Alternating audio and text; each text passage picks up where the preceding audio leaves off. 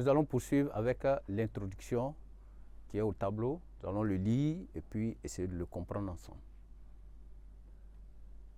Introduction. L'homme est un être qui est absorbé par le désir de connaître son milieu de vie.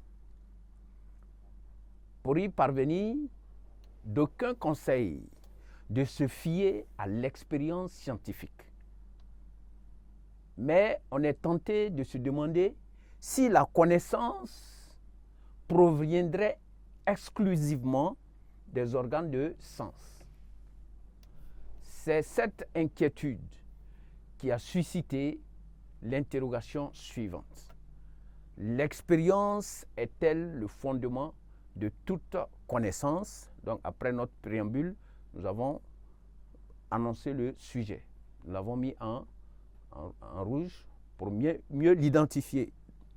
Autrement dit, n'y a-t-il de connaissances que empiriques? Quelle est la place de l'empirisme dans l'acquisition de la connaissance? Quelles peuvent être les limites de l'expérience dans la quête du savoir? L'acquisition d'une véritable connaissance peut-elle se passer d'une instance comme la raison? Tout ce questionnement nous conduit à examiner le problème des sources de la connaissance. Nous avons mis le problème aussi en gras. Avant de continuer, nous voulons faire remarquer que ici, après avoir annoncé le sujet, nous avons fait la reformulation et à ce niveau aussi, nous remarquons que la reformulation n'est pas obligatoire au niveau de l'introduction écrite au propre. Mais au brouillon, vous avez l'obligation de reformuler pour mieux comprendre parce que la reformulation aide à la compréhension du sujet. Ensuite, nous avons reformulé et juste après la reformulation, nous avons commencé ce qu'on appelle le questionnement ou la problématique. Le questionnement. Alors que d'habitude, après la reformulation ou après l'annonce du sujet, nous posons directement le problème. Donc cette forme aussi est possible. Cette forme que nous venons de vous montrer, annoncer le sujet et ensuite faire la reformulation ou pas et enchaîner surtout avec le questionnement ou la problématique. Cela est possible. Avant maintenant d'achever cela par la position du problème. Cette inversion est possible. C'est pourquoi je tiens à notifier cela. C'est faisable.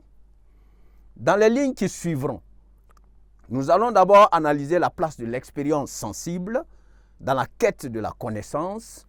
Ensuite, nous relèverons ses limites et enfin, nous nous prononcerons sur la source exacte de la connaissance. Ainsi, nous venons de présenter notre plan qui est effectivement en fonction du sujet qui est un sujet ouvert. Nous avons essayé de présenter une idée qui nous permet d'analyser notre thèse et une seconde idée, nous relèverons ses limites qui nous permet d'analyser notre antithèse et enfin de proposer une synthèse.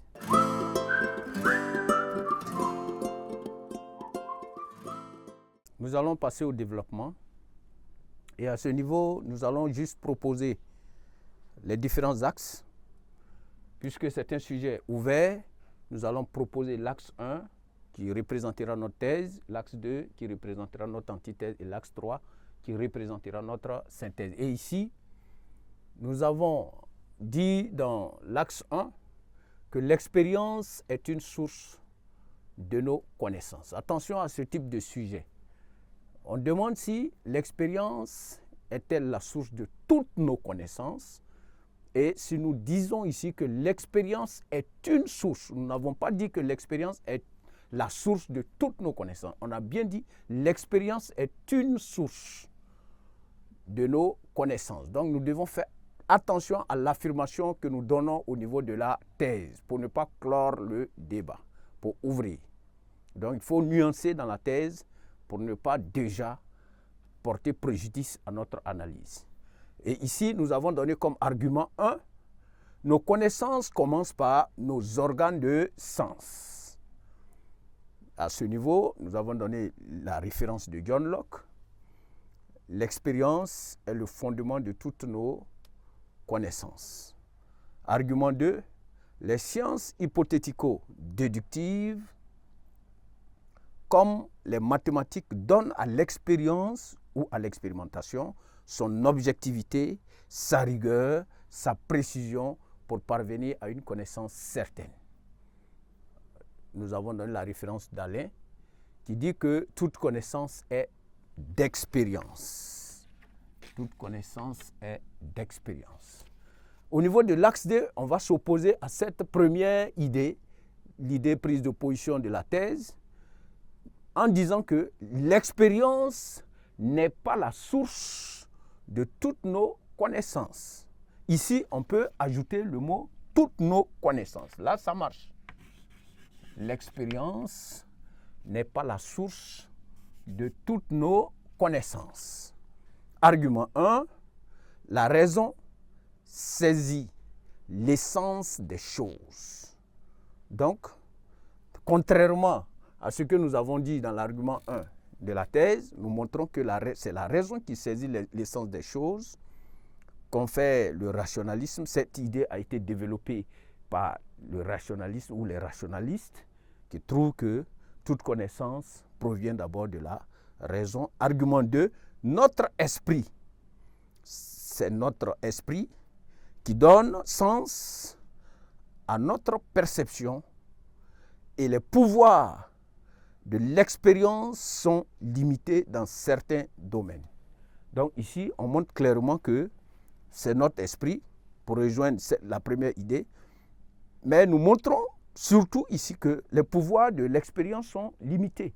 L'expérience n'est pas possible dans certains domaines, comme le domaine métaphysique, le domaine de la religion, comme le domaine de nos sentiments, par exemple, voilà, de nos affections, etc., etc. Voilà, de nos passions, etc. Et à ce niveau, nous avons cité Descartes qui dit que les qualités de l'objet se trouvent dans l'esprit. Les qualités de l'objet se trouvent dans l'esprit. Nous allons poursuivre avec notre axe 3.